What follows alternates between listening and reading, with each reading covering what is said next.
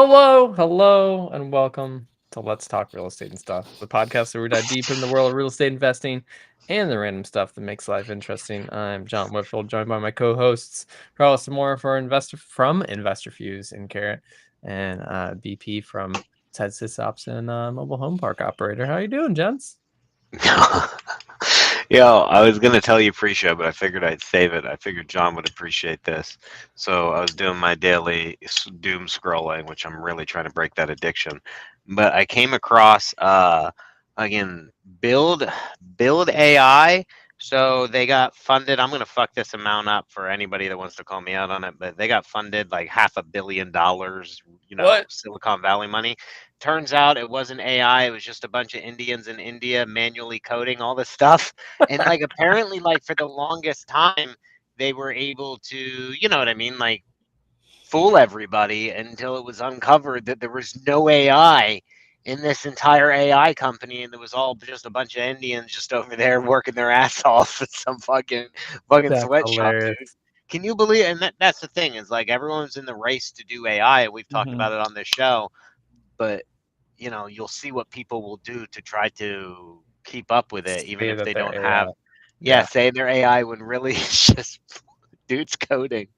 Oh, Mhm. can you imagine how furious they were working to try to like really like pretend they're AI? You gotta send me Oh that if man. it comes up on your doom scrolls. I just Googled it, but when you search the words build AI, just It, everything comes up. So I think it was no, it was Build.ai, I think was the name of the company. okay. That's Yeah. pretty funny. Isn't that though? That's wild, dude. I That mean, is we were wild. just I'm curious. I was gonna say go I'm ahead. curious how they got that much money without showing. Like, I'm surprised that there wasn't more due Apple, was it diligence. Microsoft? I know Microsoft was one of the investors. Like there were some big names too, because like I'm not People are the just tech throwing wizard. money at it. Yeah, yeah. Because when you have something catchy and you have the clout or the team or the credentials, people will throw money at you on Silicon Valley for fear of missing out. So if Mhm. you got the connections, they will literally throw money at you. Or if the founder has some type of other success, they will just throw money at you in the hopes. Because for them, it's like I mean, it's an odds game. Not every one of Mhm. them is going to work out. Did you watch the Uber limited series on Netflix or whatever it was with the I've heard dude? that's really really good. I haven't seen that. Is it BP Yeah. approved? BP stamp It's of approval? oh Hundo. It's got the dad from I'll get Friday that Night down. Lights and the dude. Shit, I forget Oh, what they're movie. like it's a drama, like they're remaking the Uber store or something. Not. I don't know about It's not a remaking it. documentary, is my point. No, it's a TV series Okay. about the document. It's a TV series documentary. It's like follow along what happened to Uber, how they came about, rise and fall of this. What I forget his name, the dude.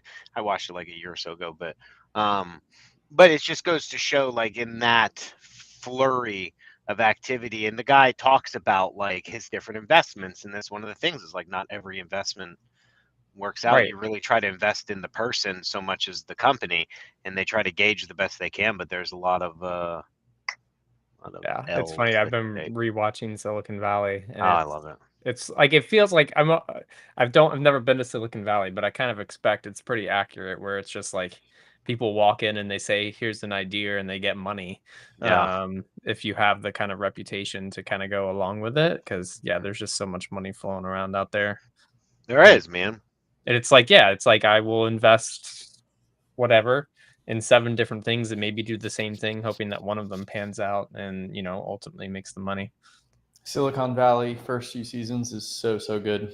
Yeah, I I think finally Some I of the think hardest some of the I think hardest they I've were watched. all good. I think they were all good. I dug them all. I mean, the ending was kind of blah. Like it was a little blah. I thought the ending. Did you watch the ending, John? I have watched Yeah. the ending, You yes. finally have.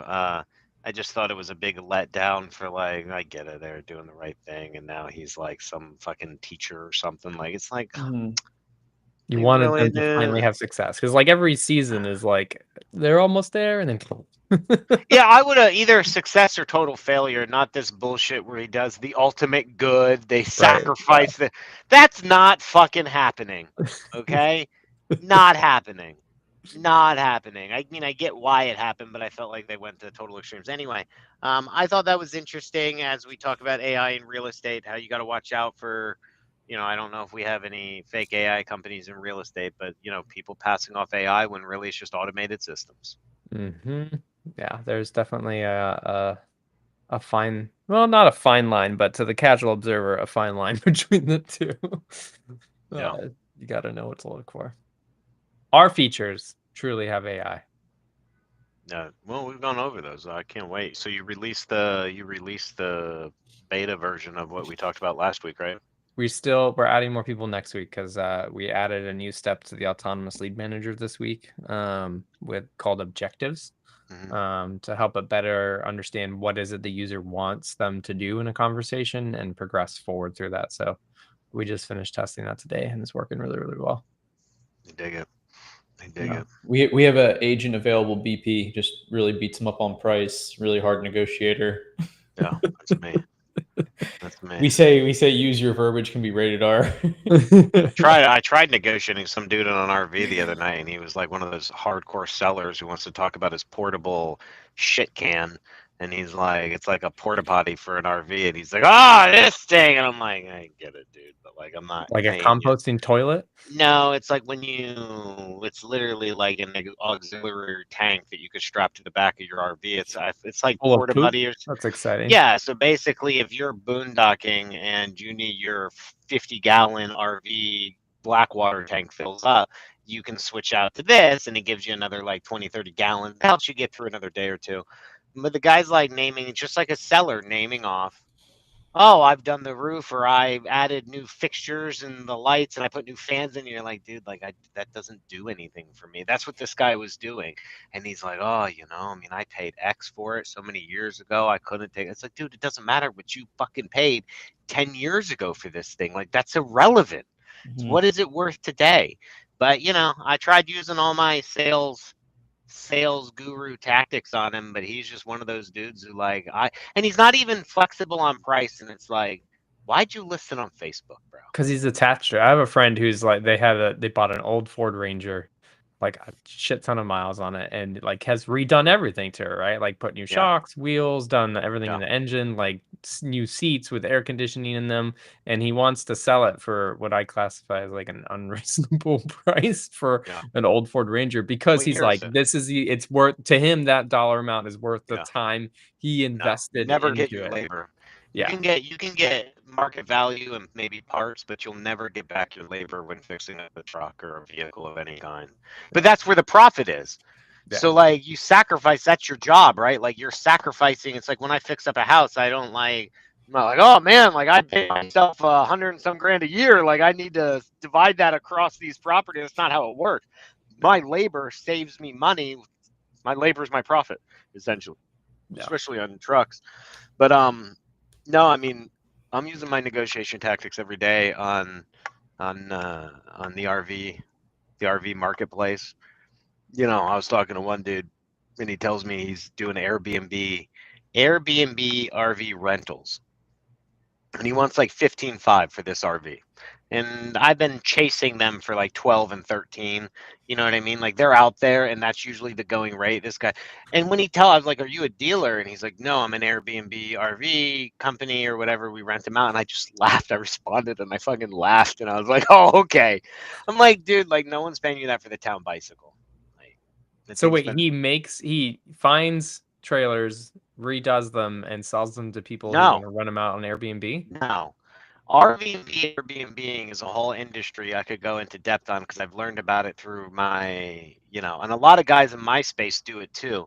So what you'll do is there's two ways to Airbnb. You own a park, you put up RVs, you decorate them like an Airbnb, and people come and stay in your park, just like a regular house. I own it as the park owner.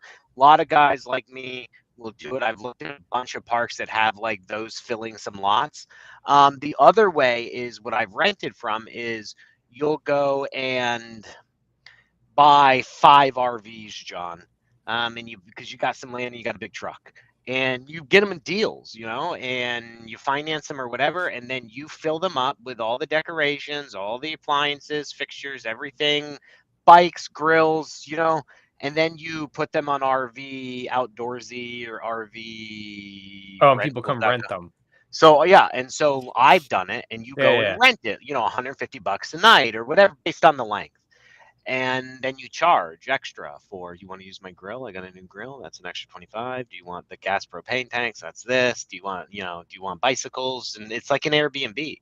And so that's what this guy does. But listen, I've rented these things, and it's like a regular rental. Like, you don't give a fuck what you do to it. And these guys, I've dealt with the owners. They don't care about their RVs. Like, it's not their personal RV. It's a fleet of RVs.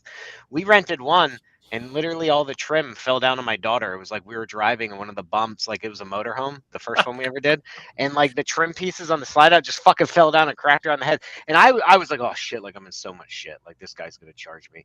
When we got back to Florida and I told him about it, he was like, no worries. It happens. I'm like, you don't give it's like he knew about it. Like, you know what I mean? Like, yeah, I wasn't the this one. happened before. I can't get those things to stay up. But you make good money off the RV Airbnb business. Like, I've run numbers on it, and it's not my business, and I'm not going to lose focus on what I do. But you could buy these things for, if you buy a used one or whatever, but even new, they're like 20, 30K. And you rent these things out between 100 and 150 a night. If it's really nice, maybe a motorhome, you're getting like 250 to 300 a night, plus miles. You charge miles, all these different things. But do the math on that, dude. The average person, if you're driving somewhere, it's going to be 2 days of driving up and back. So that's 4 days just on driving, and then like the week in between. You're talking plus, then, of course, just like Airbnb, there's you got to pay insurance, you got to do the cleaning fees, you got to do whatever the fees.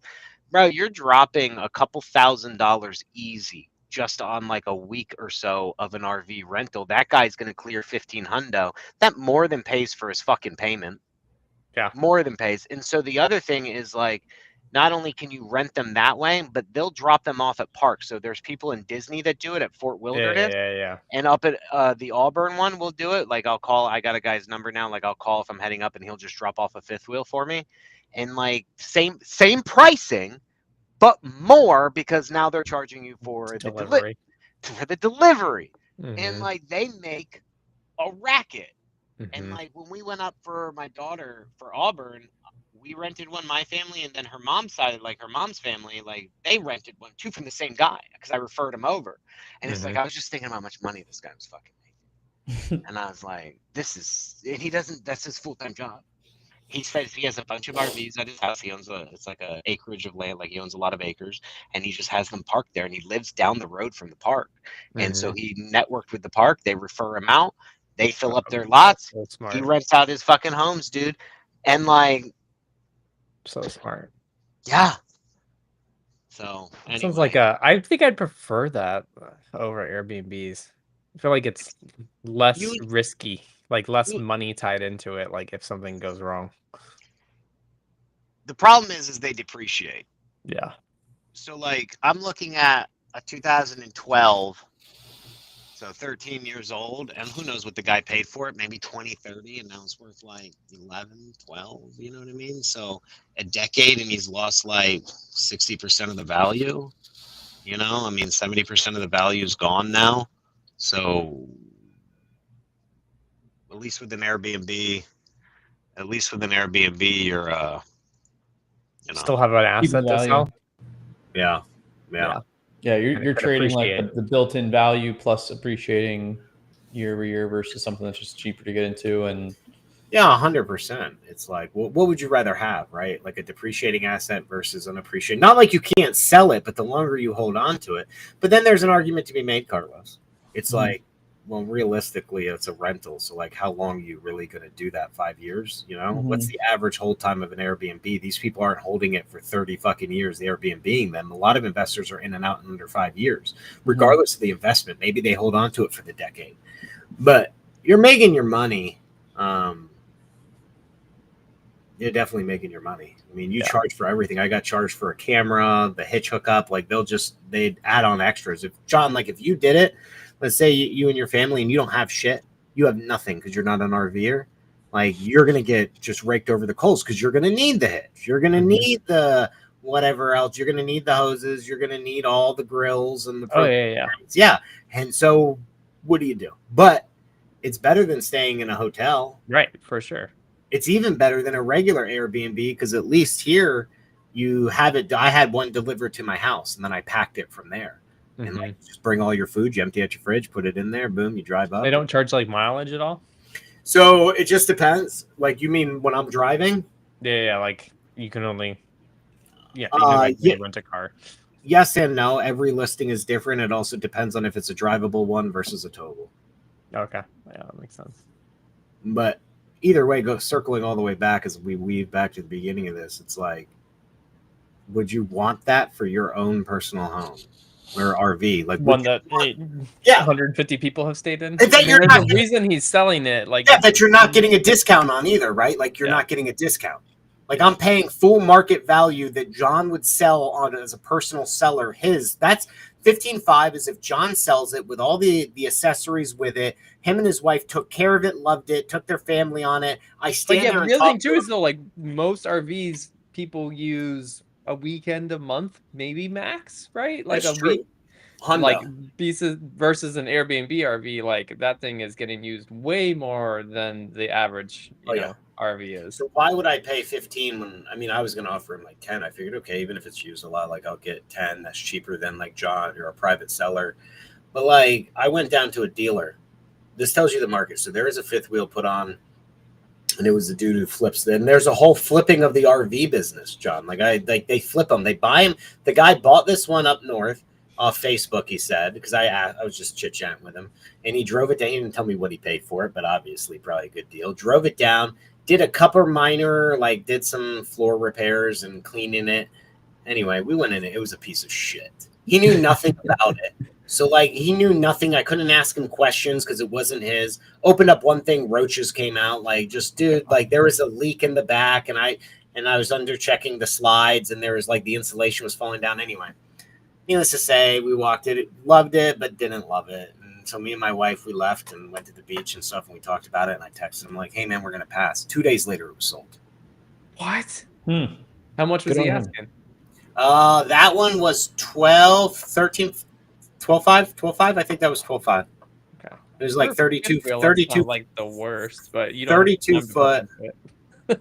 No, it's not that. It's the awning was busted. I had him open up the awning. The awning was broke. It was ripped, and the arm motor was loppy, and that's a couple $1,000s. I've learned some stuff while researching, and so if that guy bought it 2 days, or whoever bought it 2 days later, none of that shit was fixed. Right? Yeah. Somebody just, and I was like, man, there's a market for fucking everything. I wouldn't even call that flipping. I'd call that. He flipped it, bro. He flipped it. Fine, it's flipping. He fucking flipped it, dude. It's a business, just like houses. These guys are out there combing Facebook, buying them cheap, and then reselling them a deal. And then he's charging, how we charge in wholesaling transaction fees? Yeah. He had one. Oh, really?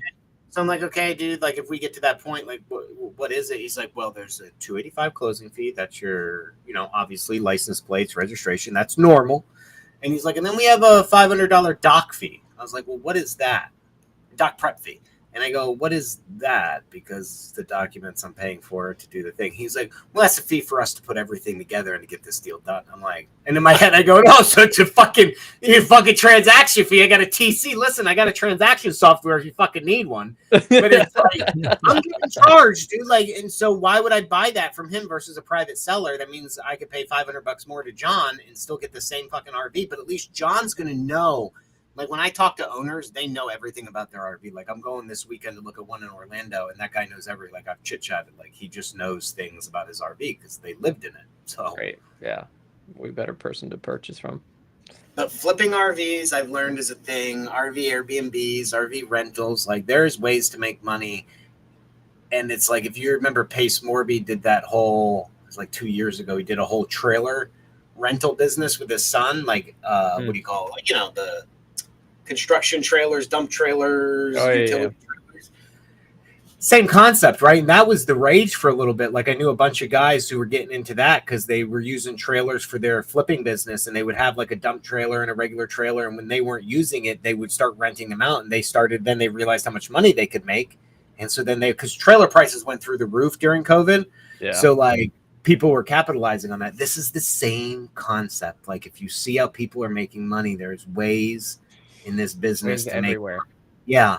And it's funny once you can recognize it, like it's hard not to see it. And you're just like, oh, I'm getting wholesale too on this fucking RV right now. Like this is great. That's pretty funny. So you're not going to have an RV to go back up to your parks yet? I'm buying this one on hold. So if this guy works with me on price, I'm buying. How much does he have to go down? So he started at 15. We're down to 13, and I want it down around 11, or he's at 12. And I want it around 11. Let's lock it up live on the show. But he's got a $2,500 hitch on it for safety, so that kind of is like, oh, that's pretty nice. So we'll see. But he's up towards North Orlando, so we're gonna drive up tomorrow. I was texting him, bringing the cash. The funny thing is, the other one, that fifth wheel I was telling you about, we were on the bridge over to St. Pete to go see it, and I realized I forgot the money. And I looked at my wife and I go, "Did you bring the money?" And she goes, "No." I said, "I didn't bring the money." She goes, "You didn't bring the cash?" I go, "I didn't fucking bring it. Did you put it in the car?" I was like, "No." She goes, "Did you even get it out of the safe?" She's like, "No." I'm like, "Well, fuck." I go, "This must be a sign from God that this thing's going to be a piece of shit." And we got there and it was a piece of shit. So I told my wife this morning, I was like, "We better not effing forget this." Negotiating RVs, like we're just going to get this so I could go to the fucking park and live there. Like I'm just done with this. Yeah. So you get this trailer this weekend, or this RV this weekend, and you're going straight to the park next week? John, I don't really want to get into it. This is not where the podcast is supposed to go. But no, John, because the truck that I negotiated. Listen, this is my life, guys. Okay. This is my fucking life. I was trying to segue into your next visit into mobile home parks. Listen, we can skip all this, the embarrassment of my truck. Let's do a little on your truck, because I'm gonna laugh about this. So I haven't dropped heard too much about it. Everyone's gonna think, listen, I'm not rich, okay? Like I don't want anyone to think I'm rich, but I have spent quite a bit of money, so I dropped 18 G's on this fucking truck. Get the truck, and listen, great truck, great foundation, solid frame, no rust, like everything's there. Less than 200K. This truck could go up to $1 million. Getting this type of truck, it's a classic, under 200K with no rust, was a fight in and of its own. But then I get it, and I realize, like as I'm tearing it apart and getting underneath the truck and really honing it off, needs a new fuel system, needs a new turbo, needs a new. He snapped off the manifold, the bolt on one of the manifold, the driver's side manifold. So that bolt snapped off. So I have an exhaust leak. My shocks are blown. The brakes, I've said, like a lot of things are wrong. Anyway, I am now another 10 G's in parts into this thing. So now effectively I've dropped like $28,000 on this truck. And listen, I could do all the work myself. Like I've never worked on a diesel, but I'm mechanically intelligent from when I was younger. So like I just never worked on a diesel. So I've been watching all these videos, but like I can't do the brakes. I don't trust myself doing brakes. So that's a safety thing. So giving the brakes to somebody, and my transmission. So he lied to me about the transmission. And so I get it. And like my transmission has major clutch drag and it's getting worse and worse. And I had to call a specialty company and had to talk with them about it. When you're in the classic cars, like there's very few that deal with these things. So like I got referred over. And so then I had to spend $1,000 on a new performance clutch. And so like I'm in deep. So I need the transmission guy to do the clutch. I need the brake guy to do my brakes. And then, John, once I personally open up and take apart my truck and replace the fuel system, and if I'm doing that, it's now, well, if you're doing, it's like when you reno a bathroom. It's like, okay, listen, you're going to do you're going to do the floors and this. Might as well put a new toilet in. If you're doing that, might as well throw a new vanity in. Might as well throw new fixtures at that point. Like, and that's where we're at with it. So I don't know. So you're going to buy, how are you going to get this RV back from North Orlando? Two things. One, I will. The Home Depot truck. I will just drive my truck out there. My truck's perfectly fine. It's diesel, so even a diesel leak, my fuel systems, everything works on the truck. It's just that safety. If I'm driving thousands of miles, I want the best brakes. I want not to be leaking diesel, but diesel's non-combustible like gasoline, so a slight leak isn't going to kill me. But dude, you know. So anyway, I could drive it out there, but that's where the art of the negotiation comes in, John. I'm going to start around 10, and he's going to work me up, and I'm going to say, listen, like I can come up to 11 if you're willing to drive it to Lakeland for me. That's my fucking plan. You take it to 70 miles from your house to my house, and I'll give you the 11 or 11,200. You know, it's kind of where I figured it. Throw in a grass-fed steak, a banana, bottle of honey. Yeah. Anyway, but then I'll be out of the park. But I'm gonna fly out to the park regardless of having having the RV. I got to go out there. We have a lot of stuff going on there. So I got to get out there. My new park. Yeah, I've done the cleanup. We've already cleaned up the yard. My lawn guy's pissed at me. He ran over a bunch of trailer ties that the old owner, hurricane straps in the ground. Yeah. Apparently they left him in the ground and the grass grew up high and the owner never told anybody and no one knew about it. So the guy wrecked like 3 mowers, a bunch of blades, his trailer decks. He was pissed. It was his fault. Like he should have looked, but he didn't charge me for it. But then I paid him I was like, bro, listen, we don't want this to happen again. I could go hire somebody else or I could just let you make the money, get your tractor out there, rip them out of the ground, and I'll pay you to do that so you don't have these issues again. Don't you need those? They're on empty lots because when you demo a trailer, these are screwed deep into the ground, right? So like people don't, when you're demoing a trailer, unless you have like a skid steer or like something to like leverage and rip it out, you just leave them in the ground. And they're at my Georgia park too, but I also didn't have high grass at my Georgia park when I took it over, so we know where they're at. That sucks. So for him, but he's happy. It's a pretty big contract for him. We pay him. He's making like $2,000 a month off of my stuff, so he's pretty stoked about. I mean, that's a good contract to have, $2,000 a month. Yeah, it is. So we're cleaning up, doing that. Already got some people on new leases, but I got a bunch of empties, and I got to go figure that out. And I got my guy who wants to do the work. So fired some people. It was a mutual firing of you're not showing up to do stuff. So you and I are no longer like a handyman, or do you have a manager? Yeah, no, like I inherited people, right? And like, just like tenants, when you leave or when you transfer ownership, like things go haywire. And like these dudes are just like, I'm like, I went out there and I wanted to meet them. They didn't pick up the phone, or one guy didn't mow the grass. And that's when I was just like, you know what? I was trying to be nice, but like, bye. I'm going to do it my way now. I was trying to be nice and maintain the status quo, but now I'm just like, I'm cleaning my hands. It's like Rome. Get rid of everybody. Start from fucking scratch. Yeah. But so do you guys know the difference between rent to own and park owned? Yeah. And so like with rent to own, I'm not liable to do the repairs because you're basically financing it, right? Correct. So apparently the previous owner was fixing things for people. Oh God. So all of a sudden I start getting a flurry of maintenance requests and I'm ignoring them. I'm like, okay, I'm not even going to deal with this. They're just testing me, to see if they know that it's their trailer. Like, why are they even asking me? So one lady put in 3 requests for a roof leak. So I called her and I had to talk with her. And I'm like, hi there. I was like, I'm playing dumb. I'm like, I'm just confused here. You put in a repair for a roof leak. I'm like, do you rent the home from us, or can you help me? I don't have it in front of me. Do you do like a rent to own? She goes, we do rent to own. Oh, let me find that. And I'm like pulling it. It's already up. And I'm like pulling up. I'm like, I'm looking here and it says that. She goes, let me stop you right there. Oh, geez. She's like, this leak has been going on and they keep trying. 3 times they've tried to fix it and they haven't fixed it. And I go, okay. I said, oh, yeah, I don't know. It's not like they tell me these things. It's not like when I bought it, they go, hey, there's this one unit that we keep pretending to fix leaks on and we don't. Just heads up. I said, they don't tell me that. So I was like, that's why I'm calling. I said, but let me understand something. You said it's been going on, right? And she's like, yeah. I'm like, well, you signed the agreement in 2022, right? She's like, yeah. I go, so you're saying that this same leak's been going on for 3 years?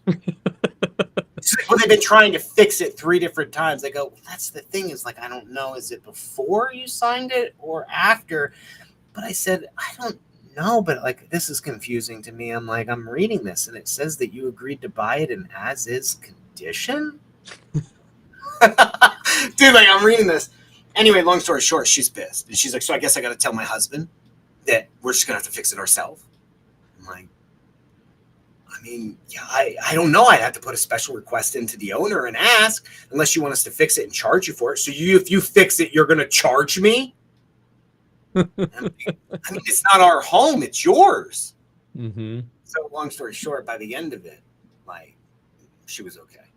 We started chit-chatting, and she likes the way the home looks. And then she goes, well, I don't know. I was thinking, like, I don't think I can leave because the previous owners weren't really clear with me, but they might have lied to me, like they lied about the roof. Am I really allowed to just walk away from this agreement? And even though I'm buying this home, you're not going to come after me for the full amount? I go, I said, let me just see here.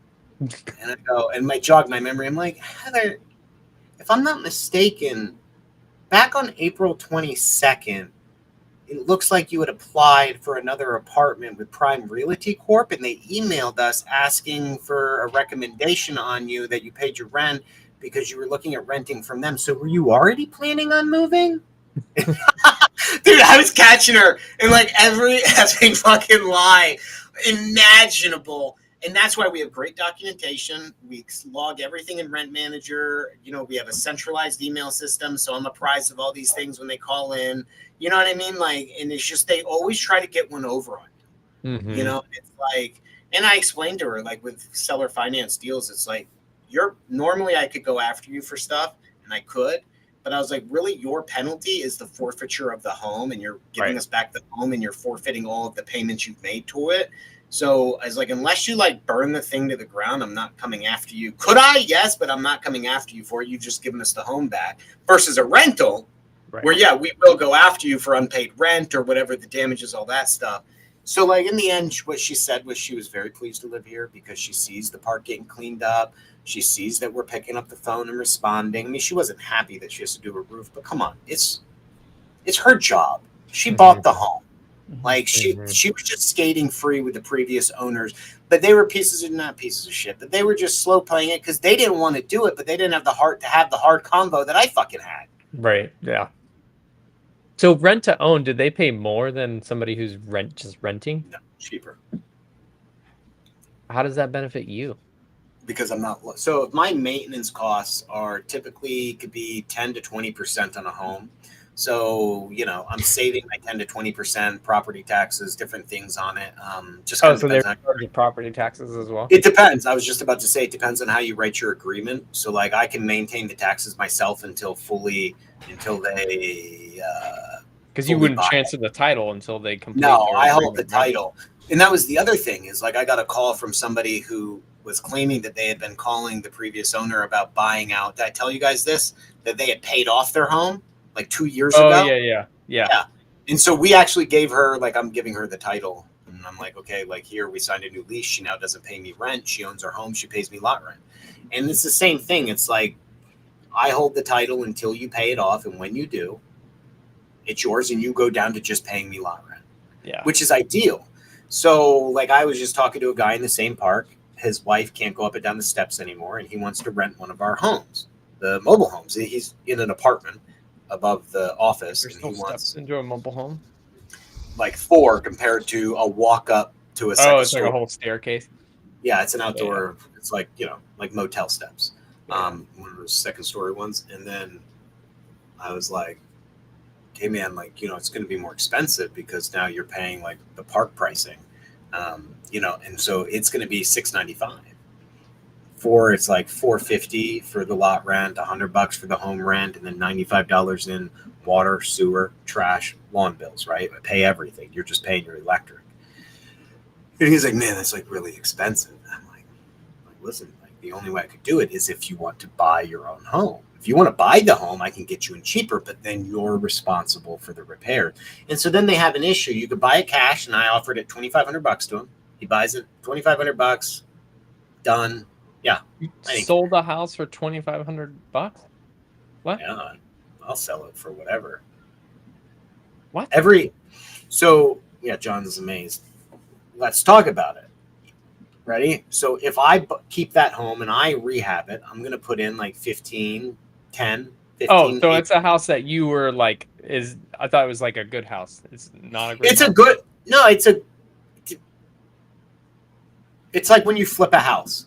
when we buy one from a mom and dad that's outdated and no appliances, it's not a bad home. Right. It's just that it's not updated to today's standards. You're not going to get the rent you want for it. Yeah, there you go. Like, I'm not going to get the value that I want out of it. And to do that, we have to go remodel a house to resell it and do all that stuff. So it's the same concept. It's sometimes you have real POSs, but a lot of times they're just, you know, they need floors, they need paint, they need some new lights. You know, just no one's loved it for a while. Yeah. And it's like, so you sell them pretty cheap, because why am I going to put in 10, 15? Because if I rent that out for $500 as is, I'm going to start getting calls, John. Right. This My is working. Yeah. But I've already discounted your rent. So now I'm on the fucking hook for a new toilet, $120, a new water heater plus install, $1,200. Yeah. And like pretty soon, so I got to charge you like $700 minimum, which is where I'm at with this guy on this one. And it's like, and he's dumbfounded by it. I'm like, well, if I remodeled it, just to let you know, now it's going to be like $900 because I spent money I need to recoup. So if I spend 18, I want like another $200 a month back on that 18, 20K I spend. So I price it that way. And even though I'm not going to get the calls to repair things because it's all new, I'm recouping what I've spent. So you sell the home for $2,500, and then what's your lot rent? $450. $450. And you have zero risk per se. Yes. And then $95 in utilities bill back. Sir, I call them service charges. Interesting. So, but think about it, right? If you're, where are you going to get, whether it's 1 bedroom, 2 bedroom, 3 bedroom, even if you get one of my 3 beds and all you're paying me is $520, lot rent and utilities, where are you going to get that? Because think about it. If you go to an apartment, you have to pay the water, you have to pay the trash, you have to pay the sewer.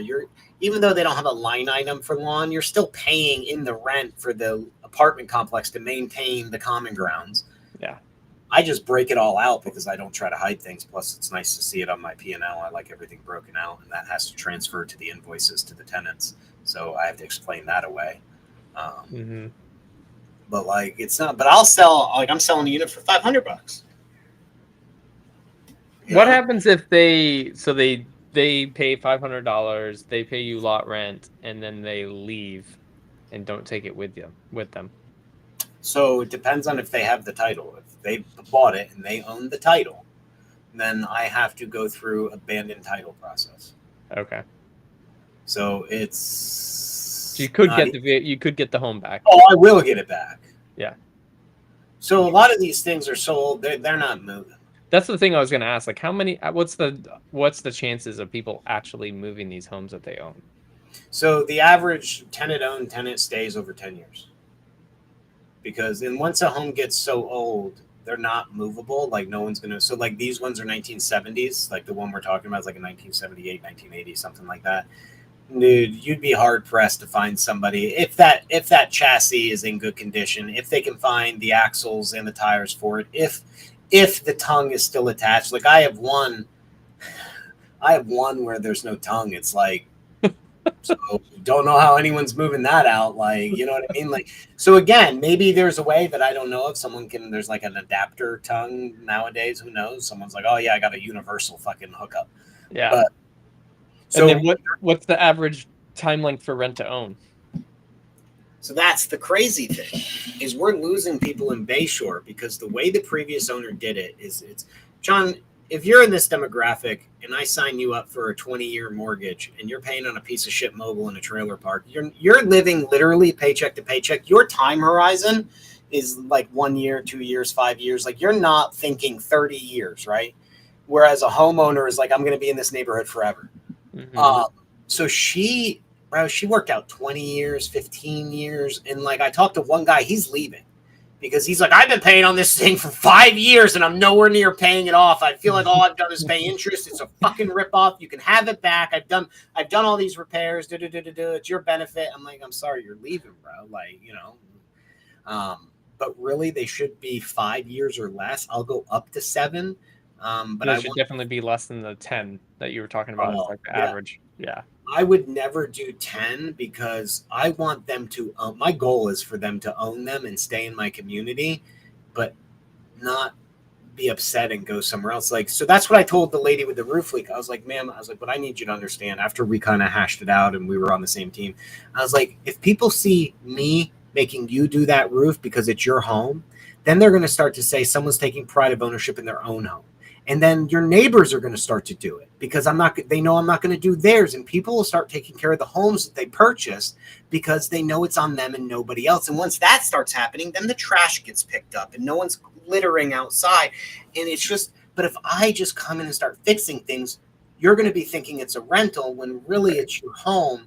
And I said, I know it's not easy to hear, but it is what you signed up for. And we're going to do all the other improvements and I'll fix up the vacants and blah, blah, blah, and we talked about it. And that's really the game, John, is like, I want people to want to be there, but you have to fix up your home. But that guy was telling me like she would literally do like $500 move-in specials just to get bodies in. Damn. Just like so when you go in and fix a rental, though, you won't offer rent to own on it? I will. So you put down, let's say, $18K on a unit. Yeah. Fix it up. You're still going to offer rent to own? Aren't you losing money at that point? No. So let's just say, and my sheet's on my other computer, but I can do the breakdown for you.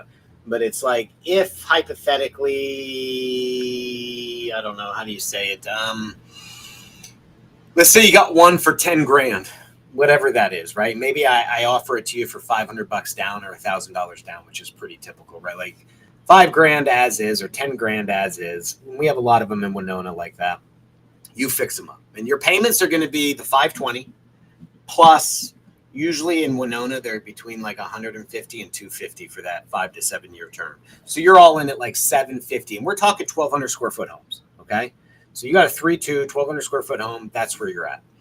And you got to fix it up. Now, if I go in that 10K home, I now go and invest, which I'm typically in that park spending around 15 to 18K. And that's new skirting. That is new floors. I put in new cabinets in some of them, new vanities, new toilets, new tubs, new fixtures, new lights, paint inside and out. You know what I mean? Not out. Paint inside, power wash out, recoating the roofs, all that stuff, fixing the decks. So now that 10K becomes more like either 35-ish because I put in 20. So now I'm going to raise that price to maybe 35, 40, somewhere in that range. Each home is going to be different. And then whatever that math formula, I don't have the sheet, but I have like a calculator sheet that I punch in the stuff. And now my down payment's going to be higher too. Okay. So instead of saying $500, I may require you to put $4,000 or $5,000 down. Wait, so when you said $2,500 earlier, well, that was the down payment? That was just the cash price. Okay, sorry. Keep going. So we have homes ranging from $500 all the way up to $20,000 cash.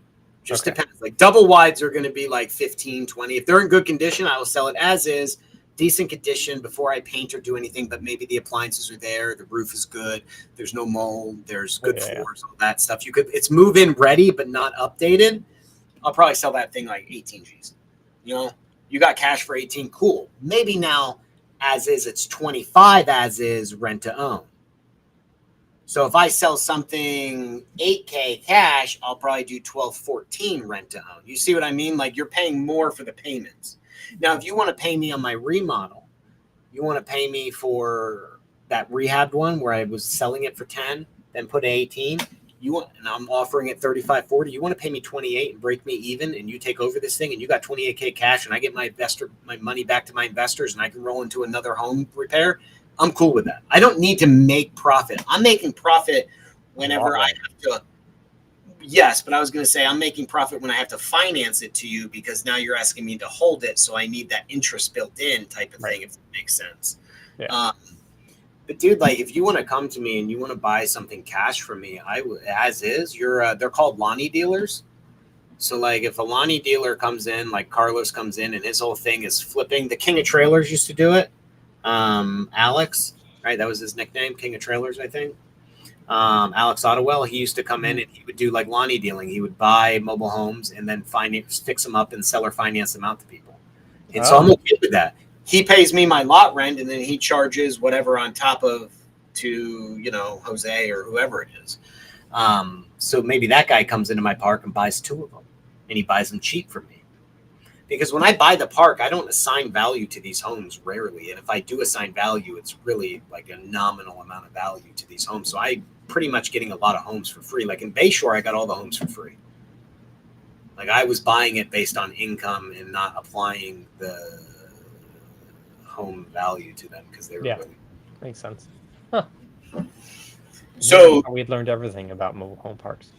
The other thing, John, is if I fix it up real good, you can go to 21st Mortgage and I can connect you. I'll get you a hold of a mortgage company that does chattel loans, like a car loan. And they'll give me the money and you pay them. So now I don't even have to fucking finance it. Mm-hmm. But I have to do a good job. Like I have to make it. It's not, I can't just do that for a piece of shit. Like it's on one of my newer ones. I'm calling 21st. I'm trying to figure out like how to get people approved.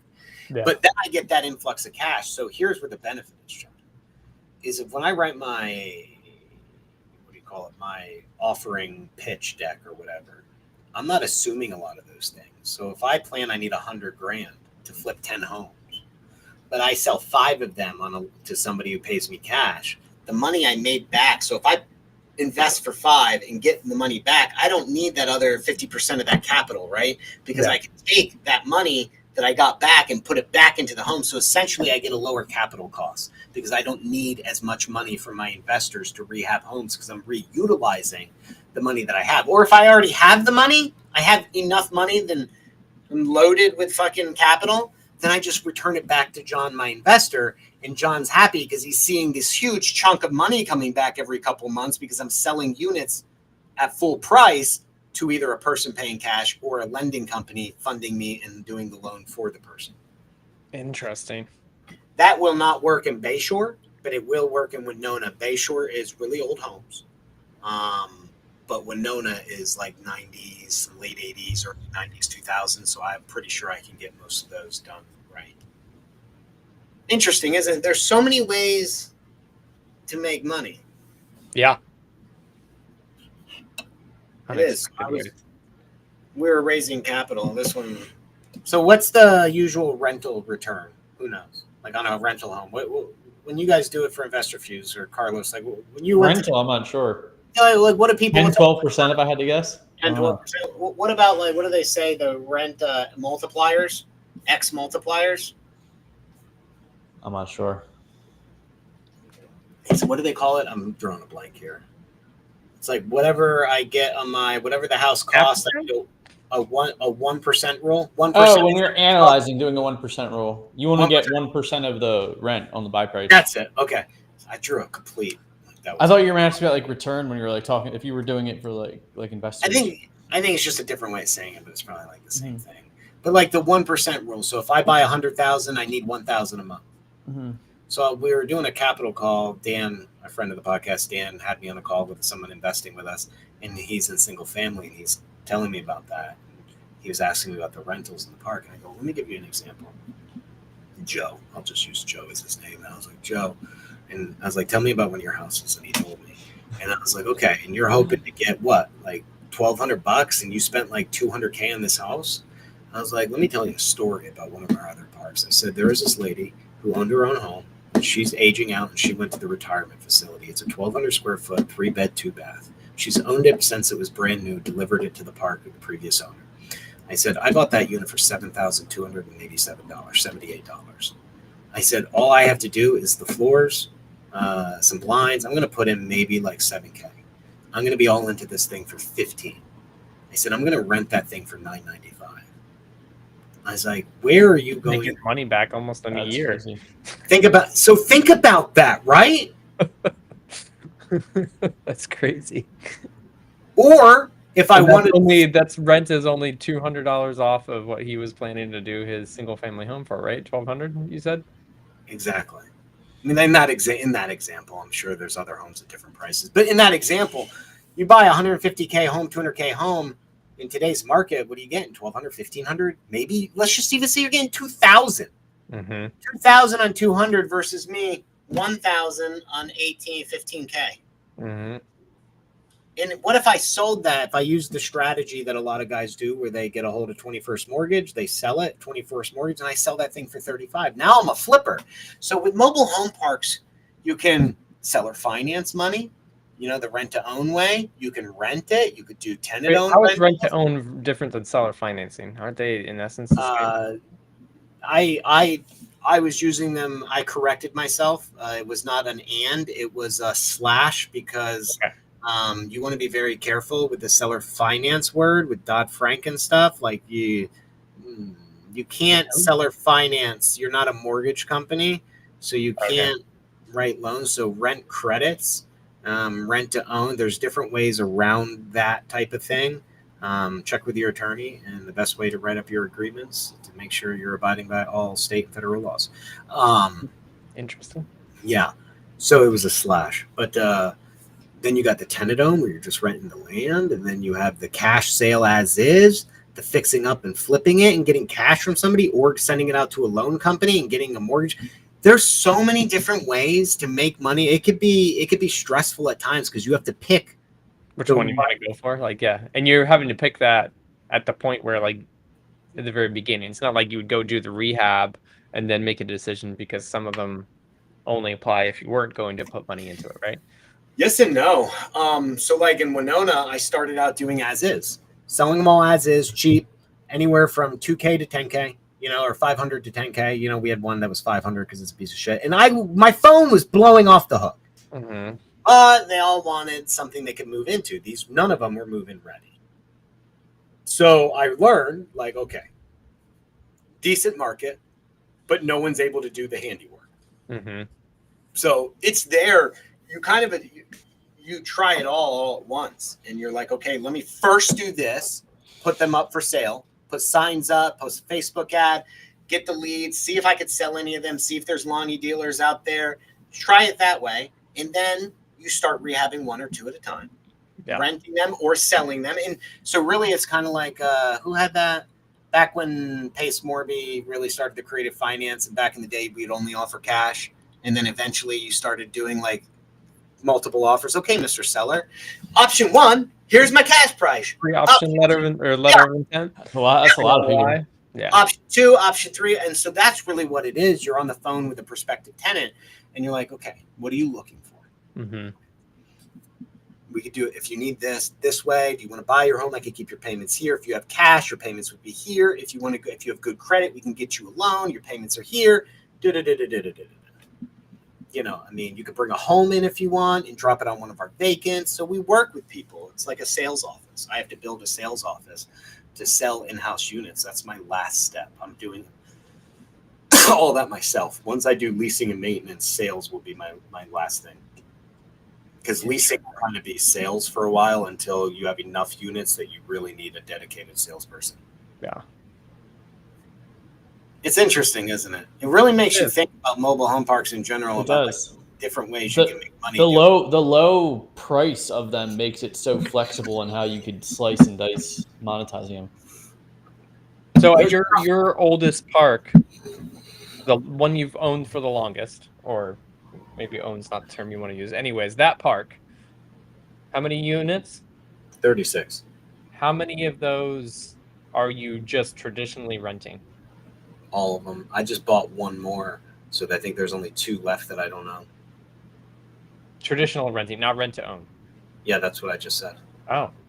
Why don't you have any rent to owns there? Because that's a good question. The market. So they're all 2000, like 99, 2005 homes. Oh, they just can't afford them. Bro, no. They're nice. The owner, Mike, did a good job keeping that park up. It was his baby, and it's my baby. It is, and I can't even describe, like, dude, it's not a park. They're all on half acres. Yeah. So like, if you think about my land use, you really start to get down like money per square foot, and it's like, how do I maximize my land? They're all on half acres. I can't squeeze more units in there, and really, it's tough because like I'm broke all the time with this park because I'm rehabbing units, but I'm almost like halfway there. I'm rehabbing them, new ACs, all that. I'm getting $1,000 a month. Like $995 is where our new rates are, and I've been really busting my ass trying to get everyone's rents up. And it's like, John, if I rent to own it, I mean, yeah, but these homes aren't bad shape. I don't mind taking care of them. So I'm trying to put together a sheet right now with our bookkeeper, but like, I used to get calls all the time. Now I've rehabbed probably a dozen of them so far, like full rehabs, 15, 18K each, floors. Every time I go in, I'm just like subfloors, floors. I don't do the cabinets in Honeysuckle. I've never done cabinets. In Winona, we're doing cabinets because they were dilapidated. But like no one calls me anymore. With the exception of the rat debacle.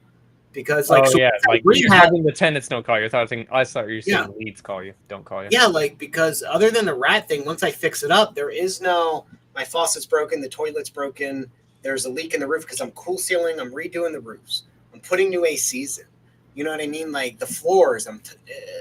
So like it's other than the ones I haven't rehabbed. Right. In the rehabs I am doing, it's nice. So why don't I do it? Is because if I lot rent's $450 in that market, my bill backs are like another 60. So I'd be getting $510. I'm getting $1,000. But wouldn't you be able to roll, like, let's say you rehabbed one and people were willing to pay a cash price and rent to own, you could roll that straight back into doing more of them. I could, but then what you're telling me is you're emotionally attached to this, and it's not necessarily a business decision. I would say, yes, I'm 100% emotional. John with a weave. But I would argue with you that it's a good business decision because look at my cash flow. So I'm not arguing that, but I'm saying like you've chosen to say I'm going to rent them versus like you haven't necessarily tried. Say 25%. What did I tell you earlier? 10 to 15%, 10 to 20% was like my maintenance cost. Okay. Mm-hmm. On average, you're spending like $200 a month on a home, whether it's that home. When you average it out across $200 a month. Mm-hmm. If I get $1,000 a month, it means I would need to get $800 a month for it to make sense. And I can't get $800 a month because if my lot rent's $450, I would have to sell one of these homes for like $50,000, $45,000 on the time frame that I want. Maybe if I did it with a loan company, it'd be different. But now you're talking about me sacrificing more money on my cash flow. And like once I rehab the unit, so when I bought it, it was barely making $19K. I haven't checked this month, but like, aside from my vacants and my move outs as like where we're at and when we're releasing those, I'm going to be close to 27K. And I have like 3 vacants that I've let sit there because I had to deal with other problems. When those are up, I'm going to be near $30,000 a month. And once my units are fully fucking rehabbed, I ain't got shit to do. And so now my maintenance cost goes down to like 10%-ish, the lower end of that range. And I mean, dude, I was riding ACs that were 20 years. Now I put in new ACs. I probably put in over a dozen ACs so far. My AC guy I hate when he calls me. It's like only one time in the past year did he call me without telling me I needed a new AC that was just a service. And he'd always call me and be like, this one's 23 years old. What do you want to do? This one's 18 years old. What do you want to do? This one's 20 years old. I'm like, holy fuck, dude. ACs are supposed to last. Yeah. But $6K a pop. 6K a pop. So like I'm spending 6 figures on AC. So you get where I'm coming from, John? Yes, it's so it's like, the crappy trailers are like I have an age cutoff. Yeah. 1990, 94 is kind of like where I will start to really consider. And also the market, my rent rates. If I can only get $700, get rid of that liability. Yeah, get rid of that liability. If they're 1980s and 70s models, get rid of sell that thing for $500, $1,000, get rid of the liability. But if I put in 18K into that old lady's home or 7K, I'm into it for 15. Why would I rent to own that? Like I could ride that cash flow, baby, have it paid off in a matter of a year, and then it's pure profit after that. Yeah. That's not a bad deal. She's put a new AC in. I'm going to coat the roof. Roof coating cost me less than $1,000. I'm redoing the roof for 5 years. It's a 5-year coat. 5 years. AC, boom. Or roof, I mean. Not too shabby. Not at all. It's not. There's a lot of stuff. What did that person on that phone call say when you gave that example? Oh, he agreed. He thought it was very interesting. The investor. Yeah, he thought it wasn't supposed to be a pitch or anything. It was just like we were just chit-chatting about it. And I said, yeah, that's what really turned me on. to mobile home parks when I really started, because I was a single family guy, and I told him that. I was like, that's what really, when I started to do the numbers, I said that's what made me switch like 4 years ago when I really saw the cash flow. Yeah. Of it. Yeah. So, Pretty cool. that was a little education, guys, on Yeah. mobile That home was fun. parks. Like You wanna learning buy new some things. John wants to come in and buy some mobile home parks now. John's like, I'm done with software. Let's just do mobile home parks. I don't know, dude. Your life sounds stressful. Yeah, it does sound stressful. BP's built for it though. Like he likes getting in the weeds and tenants and fixing stuff up. Me and John are not fix stuff up guys. Yeah, I could see myself enjoying it if I like lived nearby to the park and was like able to do some of the stuff myself and like hold like because I like getting my hands dirty. But Yeah. like you're like what sounds stressful to me from your perspective is the management that you're like having to uphold remotely and all that stuff. Like that sounds stressful. Yeah. And I don't get paid. Yeah. I don't get paid for this. Like, people think I make money. Like, that's why I don't own shit. Like, yeah, I get money, but like I was reading this thing on tech founders. It's kind of like the same. These tech founders, like, yeah, they're getting all this money and stuff, but by the time all the splits and stuff, and like by the time they sell, when you really work it out per year, one lady did the math, and she was like, if you break it out per year, they could have just got a job in Silicon Valley with their skill level, and they would have made probably the same millions of dollars, and so just doing that instead of a startup. But I mean, I get paid after my investors get paid. The management fee I take really runs my company. It doesn't. You have to really scale for it to be, which is why guys scale. You need to be at a certain count in order for that management fee to really pay you a living.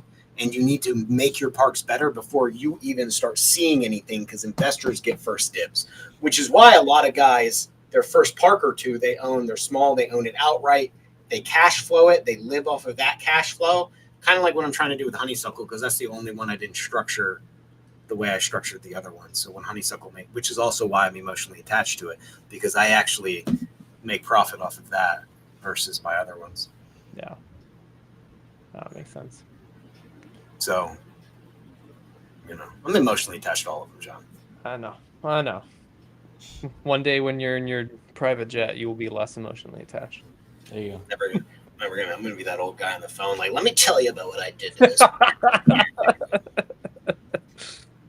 There's this one park where they were trying to tell me the pipes weren't, what was that, terracotta?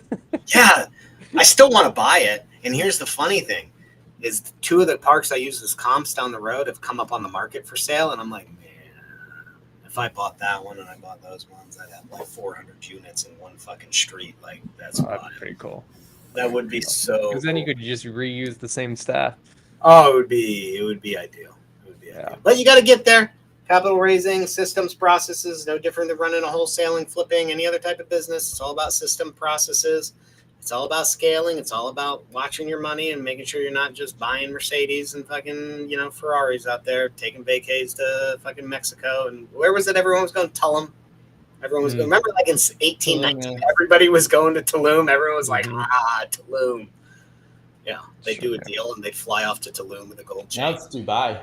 Dubai. Cool. Well, hey, good luck with that trailer RV this weekend. I'll let you know. It's the last thing I gotta buy. Bought the truck, bought the SUV, now the trailer. And all the parts for them all. Thanks, man. You're welcome. All right, guys. See ya.